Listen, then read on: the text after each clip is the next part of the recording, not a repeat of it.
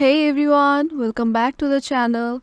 Ever accidentally deleted an Instagram story and wished you could get it back? Or maybe you wanted to view a story that disappeared too soon? Well, you're in the right place. In today's video, I'm going to show you some simple and effective methods to recover those deleted Instagram stories. No complicated TikTok, just easy steps that you can follow right away. So, let's get into the video. First, once you have opened up your Instagram app, go to your profile. Now, tap on the hamburger menu on the upper right. Here you can see several options and go to your activity. Here you can see in the removed and archived content, you can see a recently deleted folder. Go to that.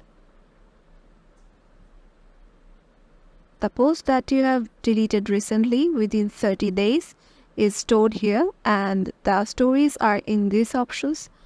And here you can find those deleted stories or posts that you have recently deleted or accidentally deleted.